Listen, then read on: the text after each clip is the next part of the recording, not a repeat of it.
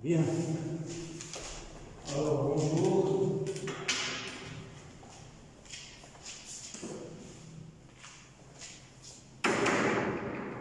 Alors, nous sommes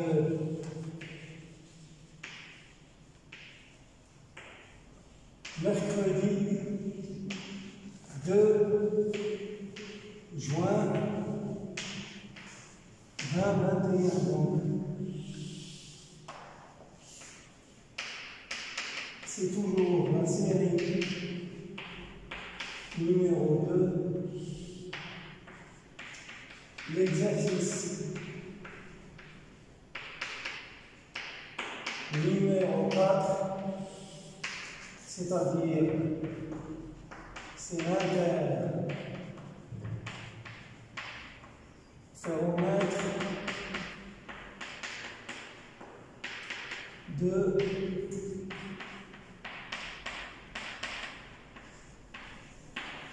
Michelson.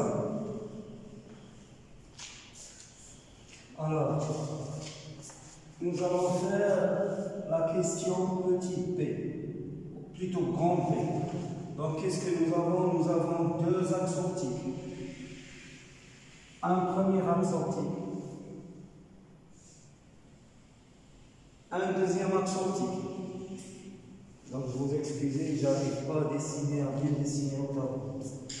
Donc, ici, j'ai une source. J'ai dit que j'ai une source fine ou bien large. Large. Il n'est pas nécessaire qu'elle soit ponctuelle, il n'est pas nécessaire qu'elle soit fine. D'accord? J'ai ici une séparatrice. Une séparatrice, vous excusez le dessin, qui fait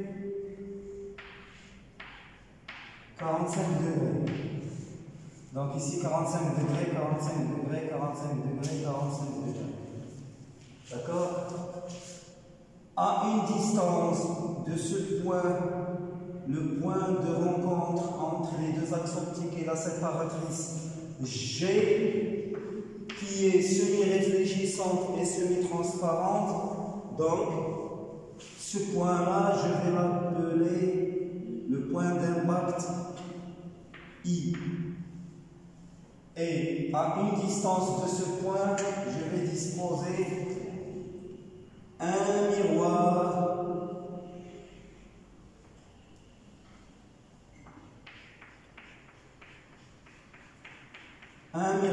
M1 qui est fixe, dans le sens où il ne se déplace pas sur cet axe optique. D'accord? Donc ce miroir va me donner une image virtuelle par rapport à la lampe semi-réfléchissante G. Et cette image virtuelle, elle sera ici. Donc ici, je vais avoir, regardez, je vais avoir là, c'est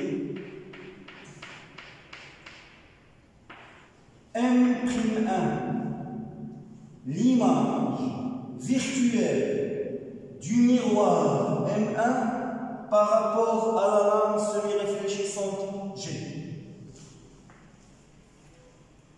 D'accord? Alors, pour des incidences faiblement inclinées par rapport à l'axe, regardez, donc j'ai un rayon. Alors, ce rayon que je vais appeler, par exemple, SI, lorsqu'il arrive au niveau de I, il va se scinder en deux. Il va se diviser en deux. Je vais avoir une partie qui va traverser la lame G, puisque la lame G est semi-transparente, et une partie qui va être réfléchie par la lame G, puisque la lame G est semi-réfléchissante. D'accord? Et ce rayon-là, le rayon I, jusqu'à ce point d'impact, il va avoir lui aussi une image virtuelle par rapport à G. Et cette image virtuelle, donc regardez, je vais la trouver ici. Donc j'essaie de faire un schéma qui respecte. Regardez. D'accord? Donc, ce rayon-là,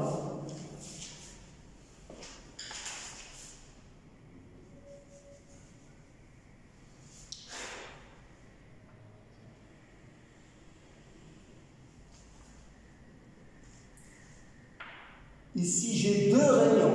Le rayon réfléchi par la lame semi-réfléchissante G, ça c'est un rayon réel.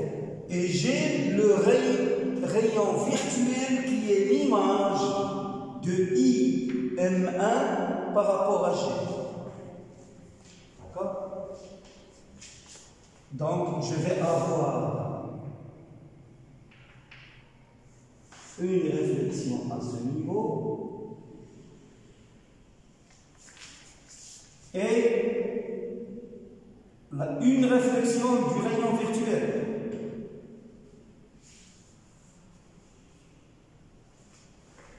D'accord? Bien. Maintenant, ça c'est un miroir virtuel. Je vais, parallèlement à M'1, je vais disposer un miroir réel.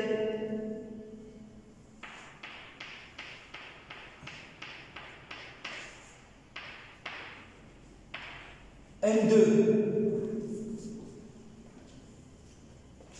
D'accord?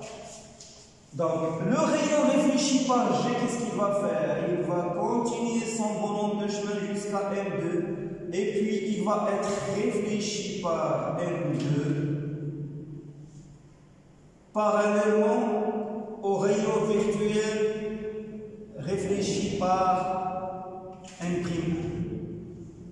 D'accord? Et tous les deux, ils vont continuer leur bonhomme de chemin jusqu'à l'écran.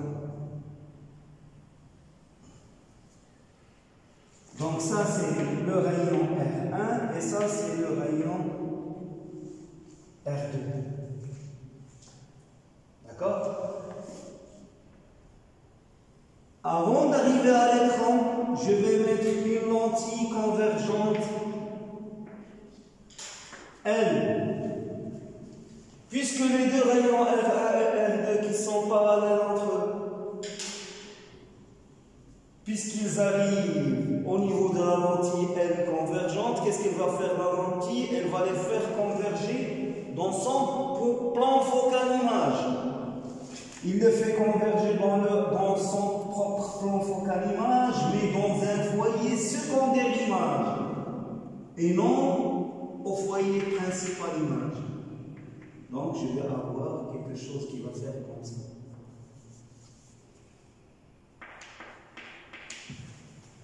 Donc ça c'est E. C'est une lentille convergente. Et ça c'est l'écran. D'accord? Oui. Lorsque le rayon revient à l'écran, est-ce qu'il y a des réponses qui... J'ai pas bien compris, j'ai pas bien saisi la question. Lorsque le rayon revient à la mémoire, au mémoire. À quel miroir? M1. C'est-à-dire, est-ce qu'il y a une partie qui va? Oui, ça existe. C'est ce qu'on appelle les réflexions multiples. Mais ce ne sont pas les rayons qui vont contribuer à la figure d'interférence sur l'écran.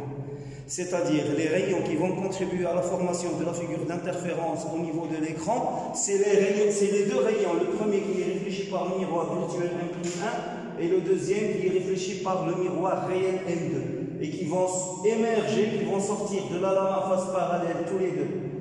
Parallèles entre eux et qui vont arriver à la lentille et puis converger au foyer principal, au foyer secondaire image M. D'accord? C'est les rayons R1 et R2 qui vont former la figure d'interférence sur l'écran. Ce ne sont pas les rayons qui vont réaliser ce qu'on appelle les réflexions multiples. C'est sûr, il y a une partie qui part ici, mais qui est perdue de toute façon. D'accord? Ça, c'est le propre de Michelson. Il y a une bonne partie de la lumière qui va être perdue. Mais nous, on s'intéresse à ces deux rayons. Ce sont les deux rayons qui sont issus de la lame d'air à face parallèle. D'accord? Donc j'ai dit que M'1, M2 est une lame d'air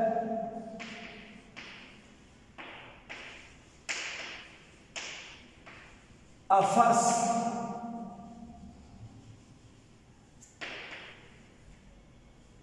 parallèle. D'accord? Alors, donc, j'ai déjà dit que en S, c'est-à-dire au niveau de la source, l'équation de la vibration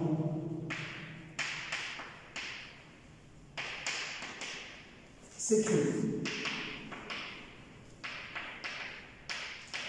Donc c'est la vibration en S qui est égale à une amplitude, je vais écrire exponentielle j oméga t,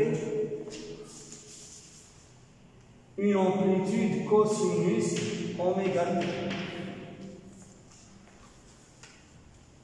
Alors, maintenant je vais S1 en M, c'est-à-dire c'est la vibration ou bien l'onde qui va arriver au point M en empruntant le chemin R1. Ça va être quoi? C'est A, R1. Donc j'ai une R1. J'ai une transmission au niveau de G.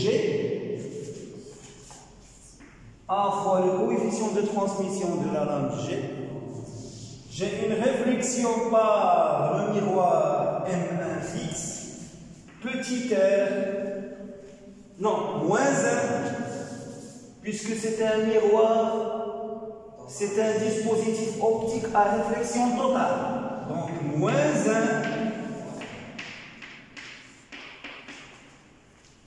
Et j'ai une réflexion au niveau de G. Petit r, cosinus oméga t moins k fois le chemin optique SI plus IJ plus JH plus HR1 plus R1. Je ferme le crochet. Donc ici, je dois mettre un crochet. OK? Et puis, je ferme la parenthèse. Et cette quantité, c'est ce que je vais noter, c'est S1 de M qui est égal moins ART cosinus pi 1. OK? Maintenant, la vibration qui va parvenir au point M, voyez secondaire, image de la lentille L, mais en empruntant le chemin optique R2. Ou bien, qui arrive au point M via le rayon R2. D'accord? Donc c'est S2 de M qui est égal à R2, donc il sera réfléchi, petit r, par la lame G, réfléchi totalement par le miroir, transmis par la lame G, cosinus oméga t moins k, j'ouvre le crochet, SI plus IJ plus JK plus KL plus LR2 plus R2M, je ferme le crochet, je ferme la parenthèse. Et c'est ce que j'ai noté, S2 de M qui est égal moins ART cosinus phi 2. D'accord? Donc la vibration totale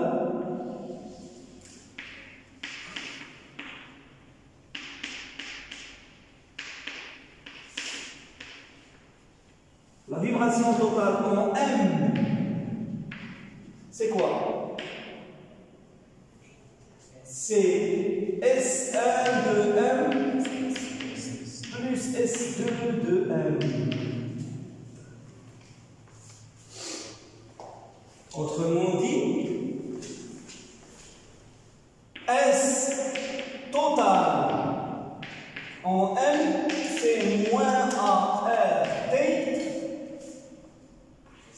cosinus phi 1 plus cosinus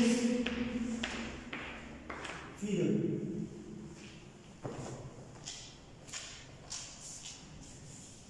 D'accord?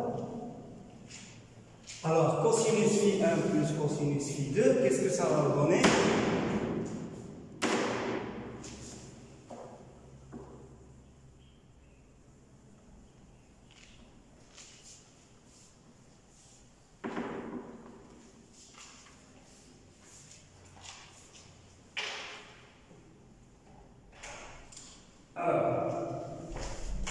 Ça veut dire que S total en M, c'est moins ART cos phi 1 moins phi 2 sur 2. Ok? Cosinus fois 2. J'ai oublié le facteur 2. 2. D'accord? Cosinus phi 1 moins phi 2. Phi 2 moins phi 1. Phi 1 moins phi 2 sur 2. Cosinus phi 1 plus phi 2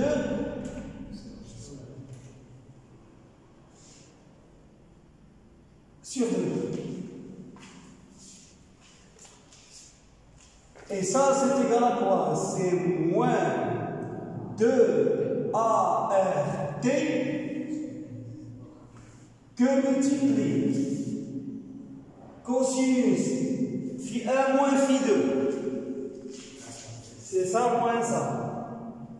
Toute cette quantité moins toute cette quantité. Ça veut dire oméga t moins oméga t K sur 2. Alors regardez.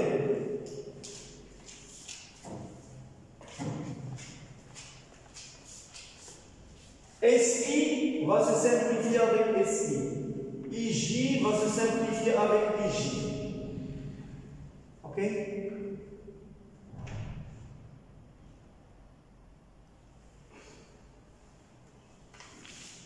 LR2 plus R2M va se simplifier avec HR1 plus R1M. Qu'est-ce qu'il me reste? Il me reste JK plus KL, JK plus KL moins JH. J'ouvre le crochet, JK, bien entendu, plus KL moins JH. Ok? Je ferme le crochet.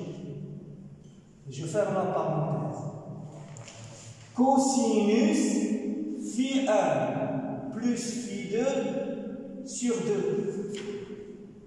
Ça, c'est ce qu'on appelle le facteur de phase. Et ça, bien entendu, avec ça, alors ce produit-là,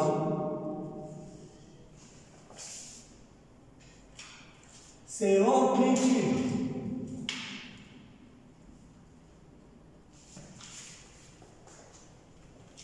Ok? Donc, l'intensité en M, elle est égale à quoi? C'est un coefficient multiplicatif prémultiplié par 4 A au carré, R au carré, T au carré, cosinus carré de quoi? De K sur 2, JK plus KL moins GH, chemin optique, c'est JK plus KL moins GH distance, puisque je suis dans l'air. Et JK plus KL moins GH distance n'est autre que 2 fois E fois cosinus l'incident I.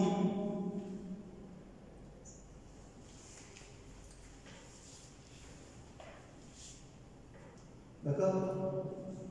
Je peux remplacer K par 2pi sur lambda. Ça veut dire l'intensité en M, elle est égale à quoi? Un coefficient multiplicatif 4 A au carré, R carré, T au carré, cosinus carré, 2pi sur 2, 2pi sur lambda divisé par c'est pi sur lambda. 2pi sur lambda divisé par 2, c'est pi sur lambda. Multiplié par 2 fois E fois cosinus de I.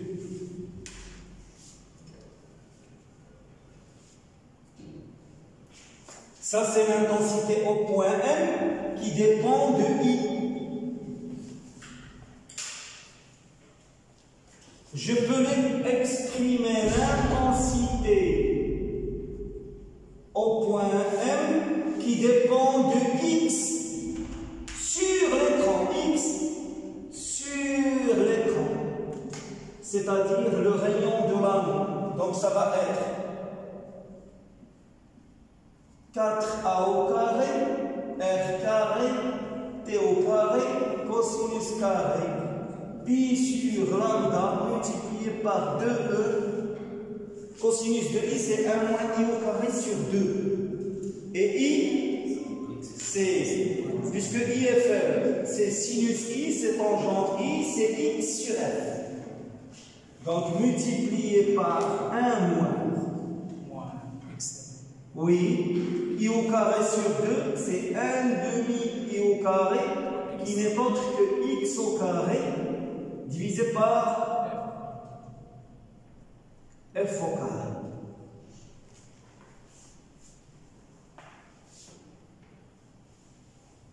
Vous voyez? Donc ça, c'est l'intensité.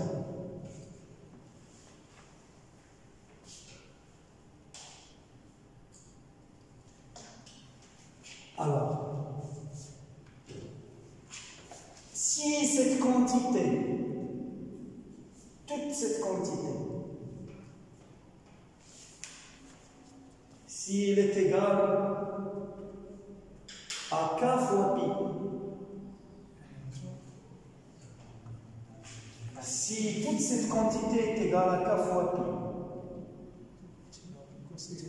je vais avoir un anneau brillant ou bien un anneau brillant. D'accord? Si toute cette quantité est égale à K fois pi, je vais avoir un anneau brillant. Ça veut dire quoi? Ça veut dire si toute cette quantité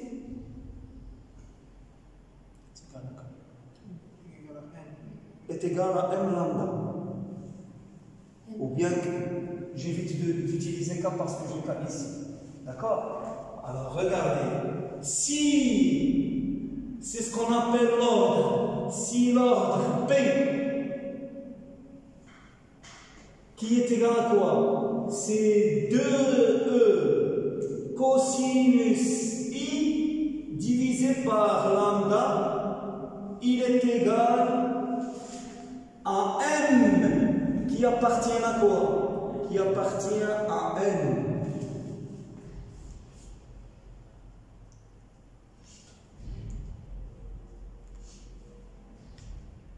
Ou même Z. Même Z. C'est-à-dire que je peux regarder, je peux déplacer M2 au-dessus du miroir virtuel M'1 ou bien en dessous du miroir virtuel M'1. M2, je peux la mettre ici, je peux la mettre ici. Donc l'épaisseur de la lame d'air à face parallèle, ça peut être positif comme ça peut être négatif. Il n'y a pas de problème. Donc je peux ici tranquillement mettre 1, mettre Z.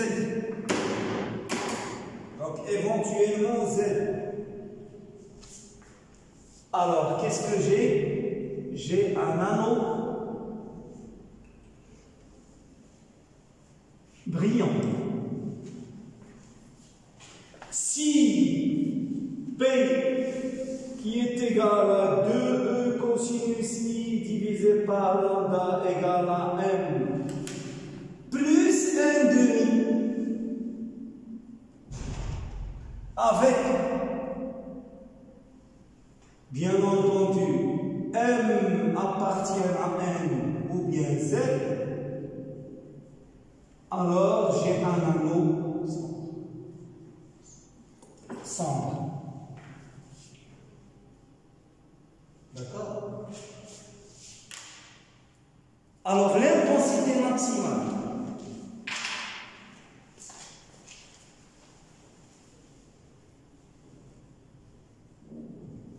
L'intensité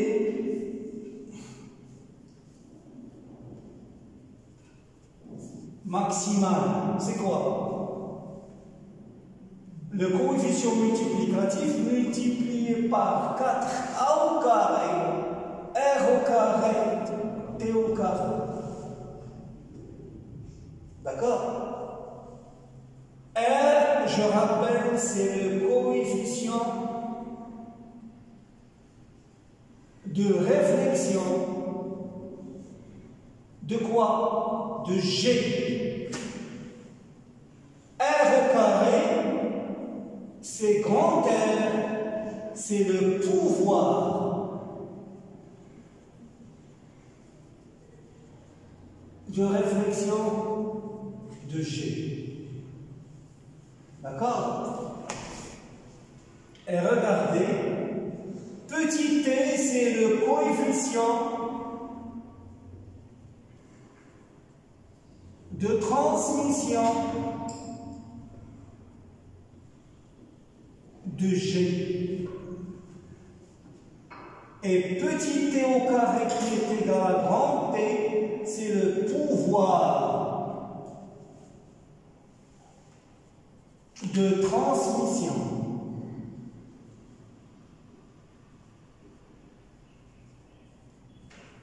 de G. D'accord? La lame G, c'est une lame très fine. Généralement, c'est de l'argent. Généralement, on utilise de l'argent. Parce que c'est un matériau, c'est un métal qui est très bon comme réflecteur et qui n'est pas très cher par rapport à l'or. Donc au niveau prix, il est abordable. Donc les ingénieurs, généralement, lorsqu'ils veulent construire des lames semi-réfléchissantes, ils utilisent de l'argent.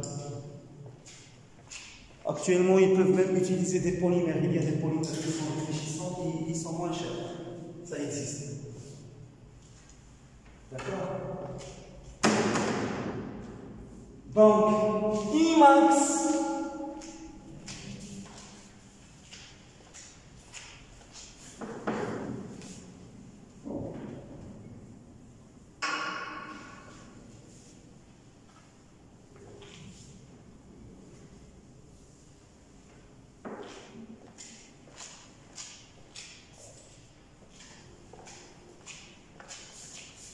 Alors, Imax, elle est égale à quoi?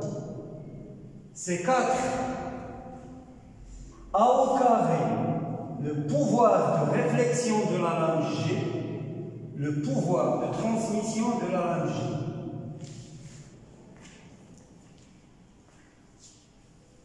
Maintenant, on va supposer que la lame G n'absorbe pas. G n'absorbe pas la lumière. Si G n'absorbe pas la lumière, alors quelle est la conséquence? Le pouvoir de réflexion plus le pouvoir de transmission, c'est égal à quoi? Très bien.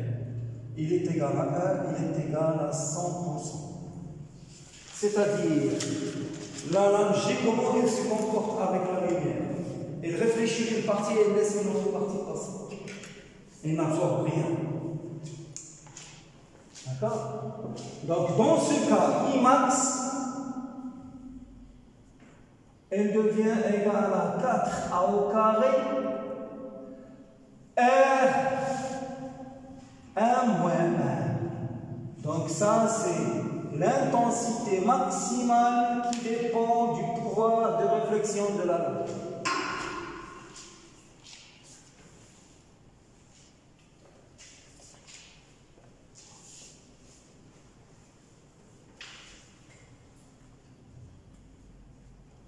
D'accord? Alors, maintenant, on va chercher quel est le pouvoir de réflexion de la lame qui va me donner une intensité maximale.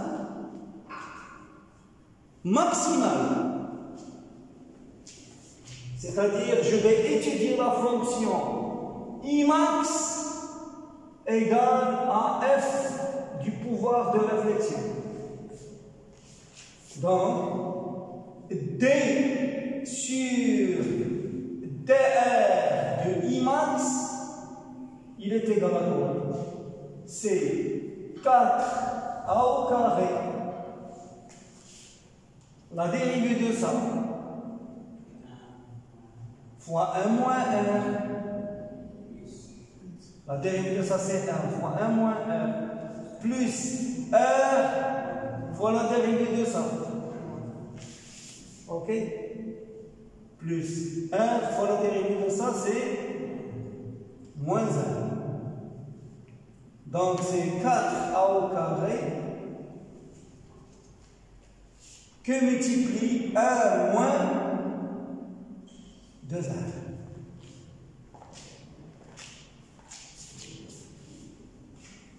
Alors, quand est-ce que cette intensité maximale, c'est-à-dire le maximum de la quantité de lumière que je peux trouver sur un anneau ou bien dans un anneau brillant, quand est-ce que cette intensité est maximale? Elle est maximale pour un pouvoir de réflexion R qui va annuler ça. Ça veut dire que D de Imax sur dr, il est égal à quoi? 0. Ceci veut dire que 1 moins 2R égale à 0. Ceci veut dire que R est égal à quoi? 1 demi. Ce qui veut dire que petit r, racine de r ou bien moins racine de r. Petit r, il doit être égal à moins 1 sur racine de r.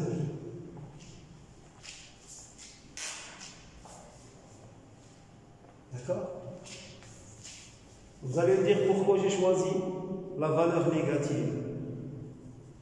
Parce que c'est un métal. C'est un métal. Donc, obligatoirement, rappelez-vous ce qu'on a dit dans l'exercice numéro 3. Lorsque la lumière arrive sur un dioptre R argent, je vais assister à une réflexion dure ou bien à une réflexion molle. C'est-à-dire à une réflexion vitreuse ou bien à une réflexion non vitreuse. Vitreuse. Dure. Pourquoi? Car si je parle d'indice de réfraction, l'indice de réfraction de l'air c'est 1, l'indice de réfraction de l'argent, plus grand que 1 ou bien plus petit que 1? Plus grand que 1. Donc obligatoirement, petit r qui est égal à n de l'air moins n de l'argent divisé par n de l'air plus n de l'argent, cette quantité elle va être négative. C'est pour ça que j'ai choisi ici moins 2.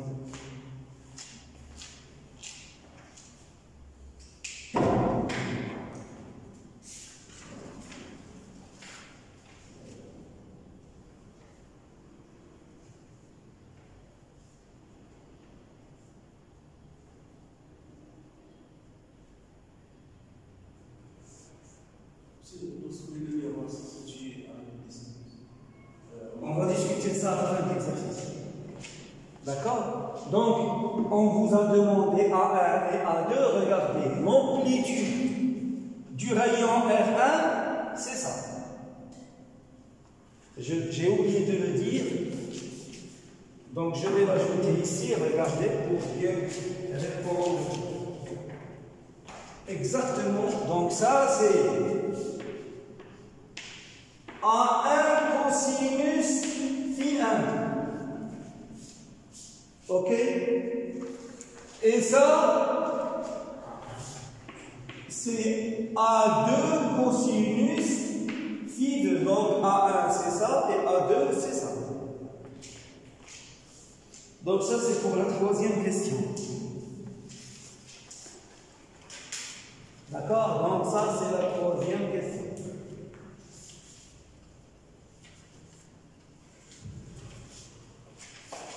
Alors, à partir d'ici, c'est la quatrième question.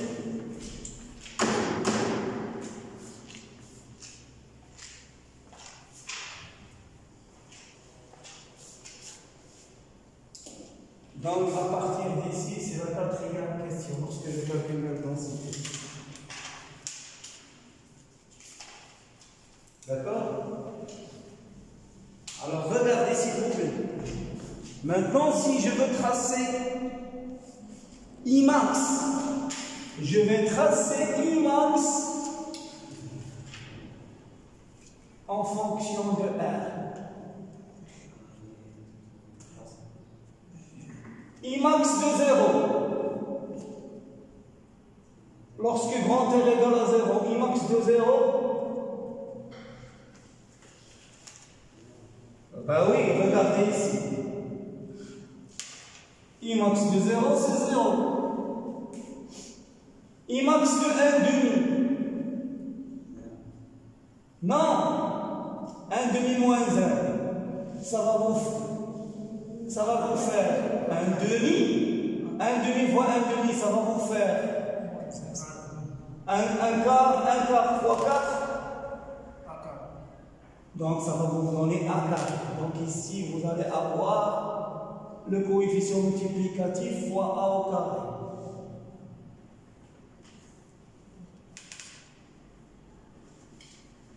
D'accord? Imax de 1. Donc ça c'est Imax de 1. Donc vous aurez une courbe qui fait comme ça.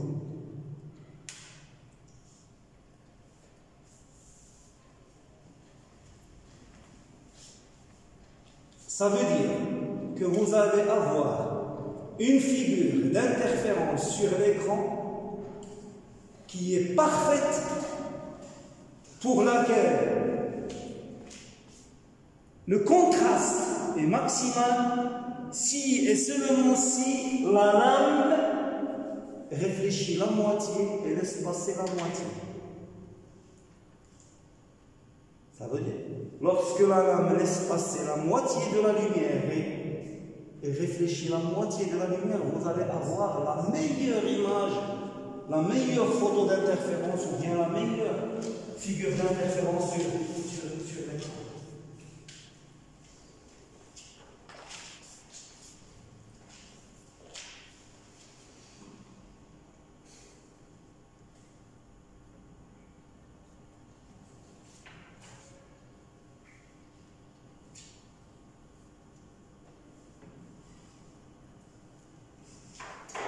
Bien.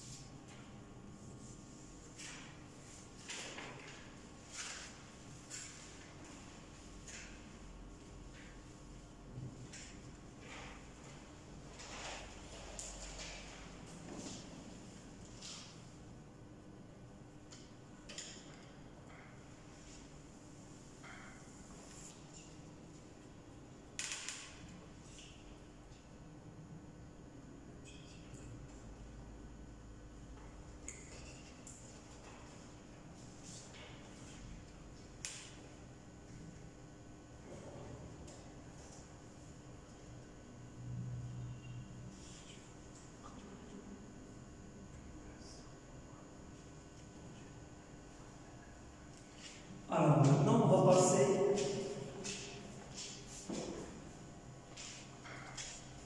à la question suivante.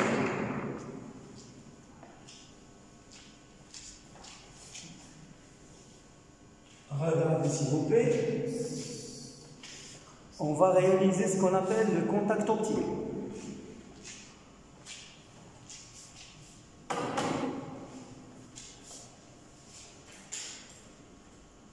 Contact optique.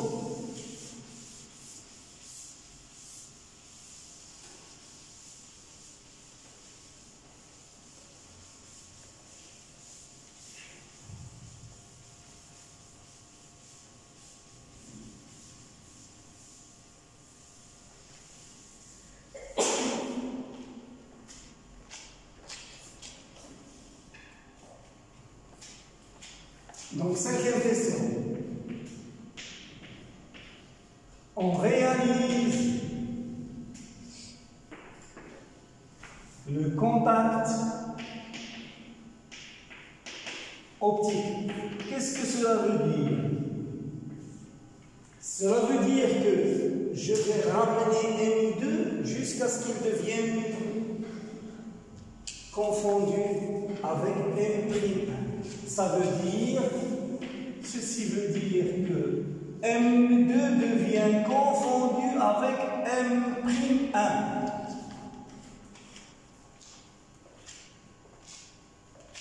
D'accord? Ça, c'est ce qu'on appelle le contact optique. Est-ce que vous l'avez saisi? C'est un contact entre le miroir. C'est le contact entre le miroir M2 qui est réel et le miroir M'1 qui est virtuel.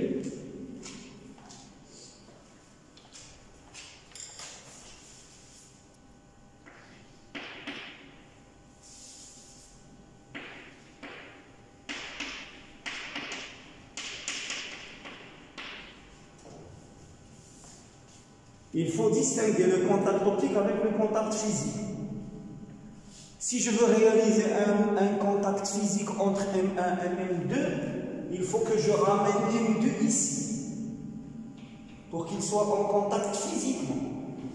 Mais maintenant, ça c'est pas possible.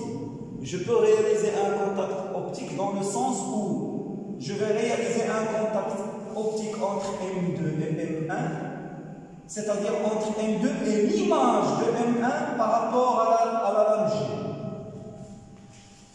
Donc, quelle est la conséquence? Petit e est égal à 0. Est-ce que je vais voir des franges?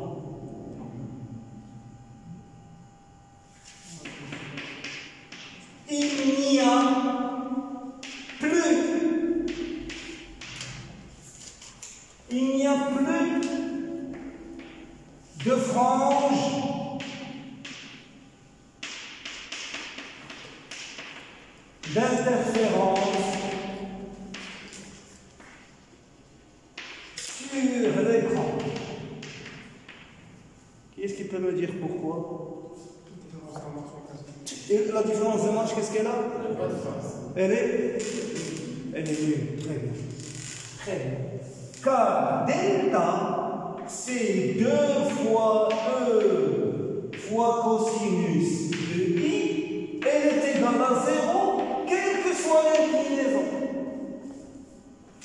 Quelle que soit l'incidence, quelle que soit le rayon. Il n'y a plus de différence de marche. Donc il n'y a plus d'interférence.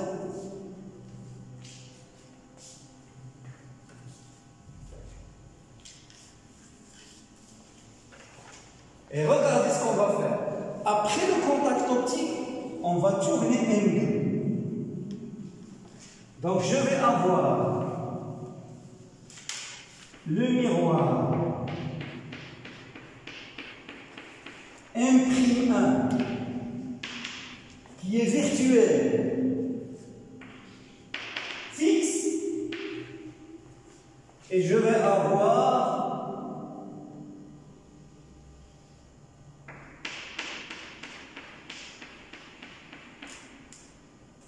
M2 mobile. Alors qu'est-ce qu'elle va me donner? Qu'est-ce qu'il va me donner ce montage? Exactement. Ça c'est un point d'air. Donc M'1, M2 constitue c'est ce qu'on appelle une lame d'air prismatique ou bien un coin d'air.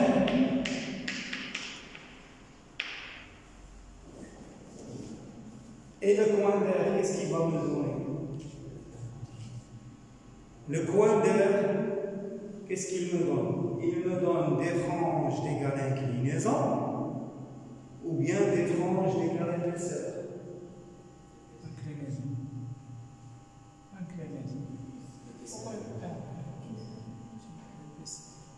Delta, qui est-ce qui peut me donner la différence de marche? La différence de marche entre les deux rayons. Si. Bien sûr. Mais bien sûr. Regardez. Pour un rayon normal. Si. Regarde. J'essaie de chercher la manière la plus facile pour expliquer le phénomène.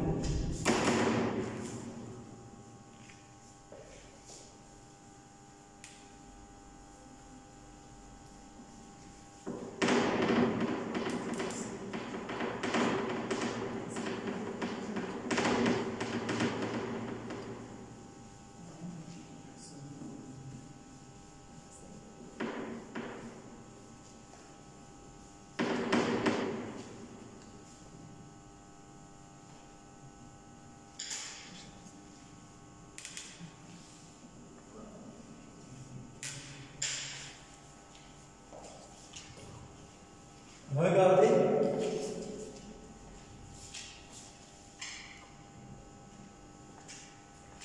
Donc M'1, M2 constitue une lame d'air prismatique. Vous savez ce que c'est qu'une lame d'air prismatique? C'est-à-dire c'est une lame d'air sous la forme d'un prisme, mawjour. D'accord? Ou bien un coin d'air. Alors, regardez, donc je vais dessiner les miroirs de manière simple, je vais juste dessiner les plans. Donc je vais avoir, voilà le miroir mobile, et voilà le miroir M'1 fixe. Donc ça c'est M'1 et ça c'est M2. Alors regardez.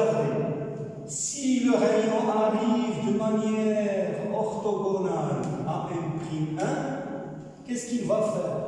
Il va se scinder en deux. Je vais avoir une première partie qui va être réfléchie par N'1. D'accord? Et une deuxième partie qui va être réfléchie par M2.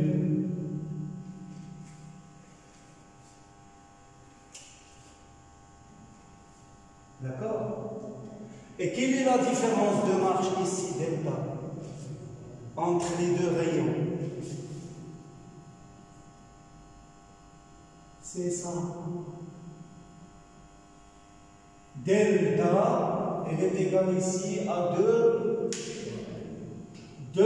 fois E. Je suppose que cet angle-là, que j'appelle alpha, il est petit. D'accord? Alors, où est-ce que je vais avoir les franges d'interférence ici? Entre les deux rayons. Aussi entre. Exactement. Là où les deux rayons se croisent. Donc, nous allons avoir des franges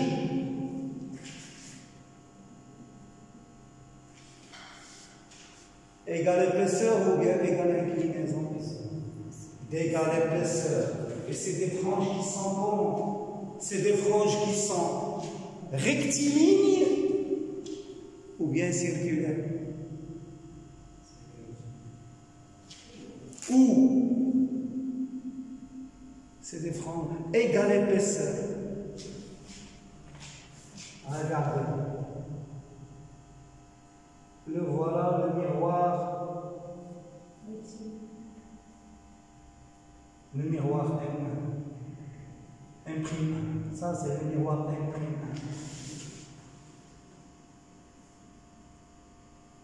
Et ça, c'est le miroir M2. D'accord?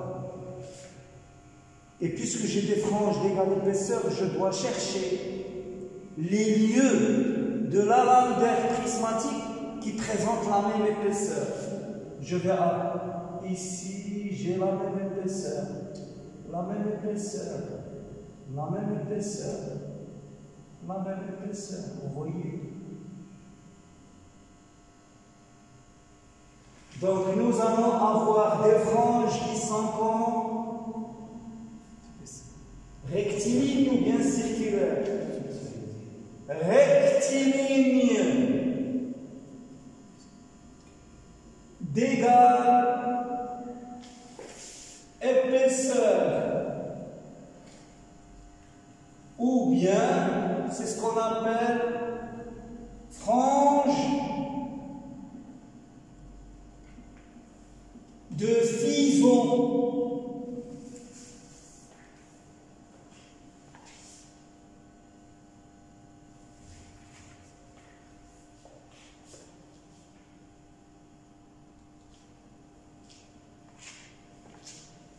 Question.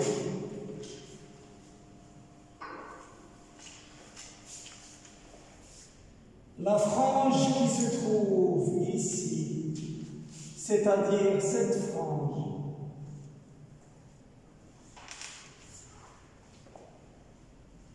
elle est brillante ou bien sombre? Très bien. La première frange ou bien la frange d'ordre 0 est brillante. Pourquoi? Pourquoi? Parce qu'elle correspond à une différence de marche qui est égale à combien? 0. 0. D'accord? Alors, la frange d'ordre 0 est une frange brillante.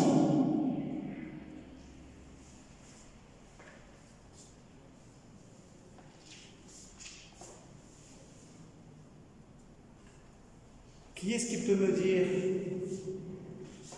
l'interfrange? La distance entre deux franges successives de même nature. Alors, l'interfrange,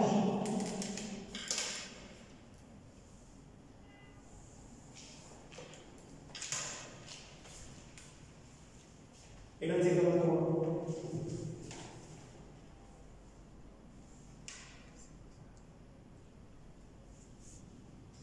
Elle est égale à quoi, l'interfrange?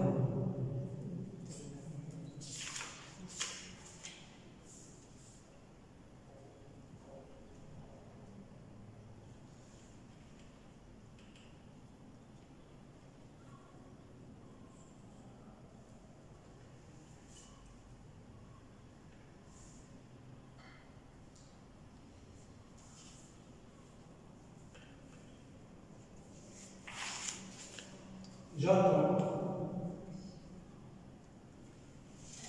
Vous l'avez vu dans le cours? Ah, pas de dessin comme ça. Non, il n'y a pas de D. Très bien.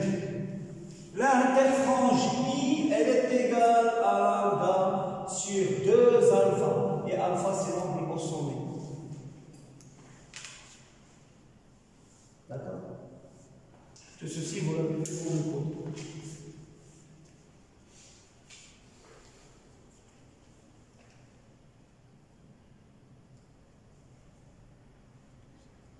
Alors, regardez, vous avez alpha est petit, alpha est petit. Ça veut dire que alpha, il est sensiblement égal à tangente alpha.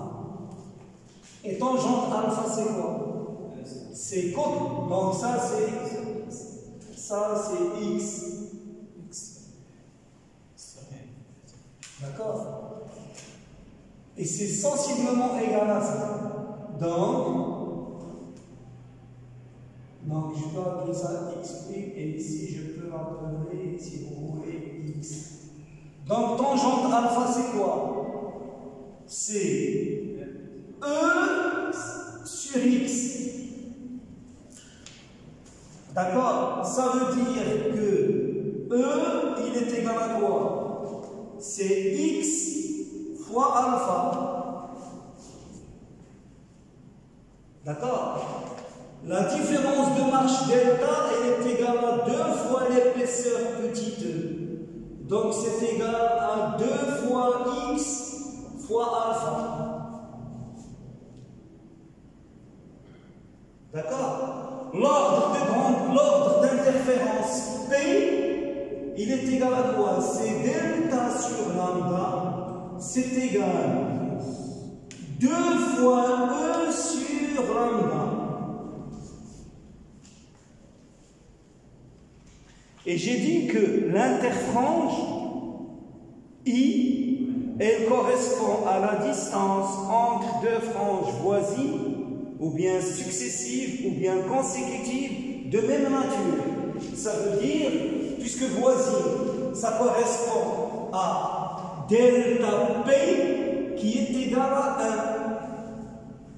1. Or, delta P c'est quoi? Donc j'ai dit que P c'est 2 fois E, c'est x alpha sur lambda. Donc delta P c'est 2 fois alpha sur lambda delta x. Si je mets delta P égale à 1, je vais avoir I qui est égal à delta x, il est égal à quoi?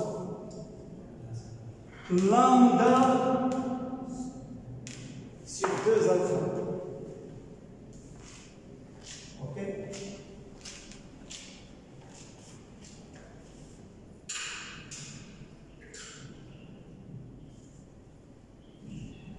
Bien. Ce qu'il faut retenir, nous anneaux, ce n'est pas des cercles, d'égale épaisseur. C'est-à-dire ce ne sont pas des franges d'égale inclinaison. Ce sont des franges, j'ai oublié de dire, elles sont localisées. Vous l'ajoutez ici, localisées. Qu'est-ce que ça veut dire localisées? Ça veut dire que leur lieu d'observation, il est connu ou bien il est à l'infini? Il est connu où? Sur la lanterne prismatique, sur les deux miroirs.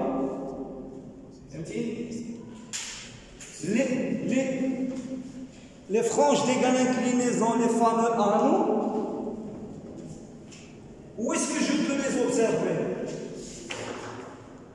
N'oubliez pas que R1 est parallèle à R2. À l'infini. Donc, c'est des franges qui se forment à l'infini. Donc, je vais utiliser un dispositif optique pour les ramener de l'infini au plan focal image de la lentille. S'il n'y avait pas la lentille, je vais les observer à l'infini. Alors que ces franges-là, je les observe sur le coin d'air. D'accord? Donc je continue. Je peux obtenir des franges d'égale. Regardez.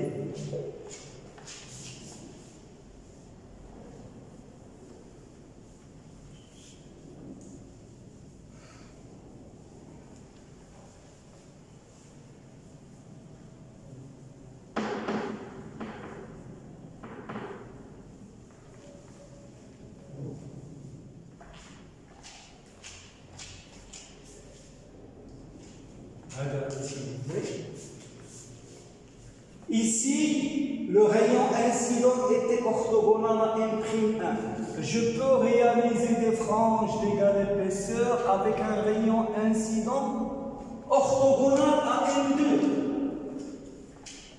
Regardez. Vous m'excusez toujours, j'arrive pas à bien dessiner, mais bon. Regardez donc comme ça.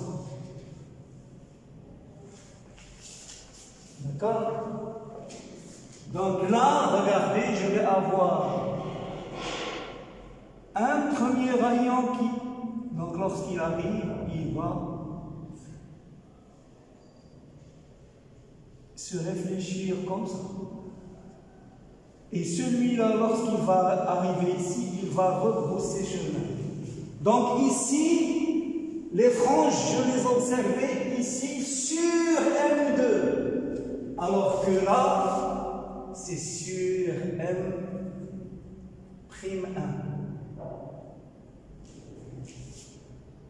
D'accord, vous voyez? Donc je vais regarder, donc je dessine. Ça, c'est le miroir M'1 et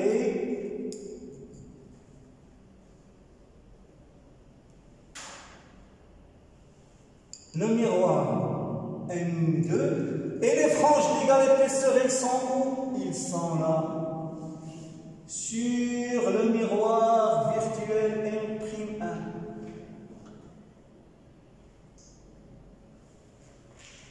Vous voyez?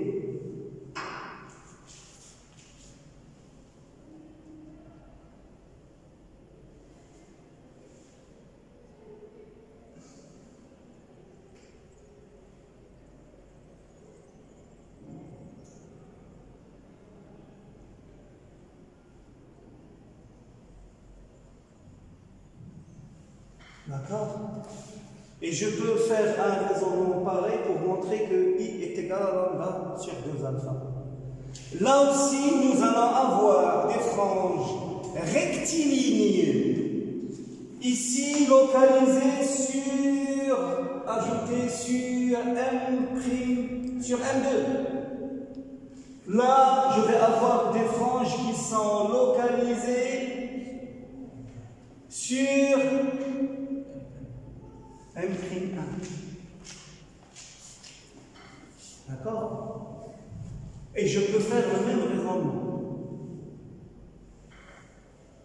D'accord? Et je peux imaginer un rayon, regardez, donc j'ai la bissectrice qui est orthogonale à la bissectrice. Donc je vais avoir ici, il va continuer et il va revenir ici. Et là, d'accord? Et là, je vais avoir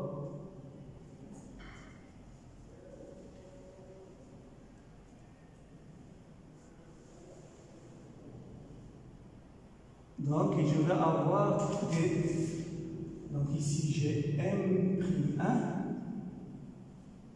M2,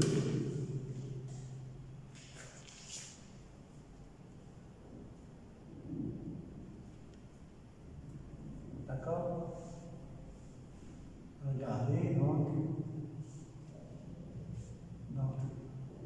oui.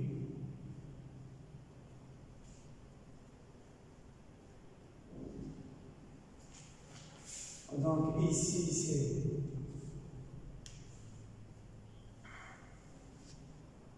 sur M2, là sur M'1, et là ça doit être sur la bissectrice.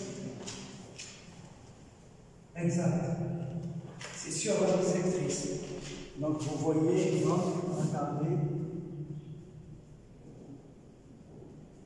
je vais avoir ici. Dans ce cas, les franges seront localisées sur la bissectrice entre M'1 et M2.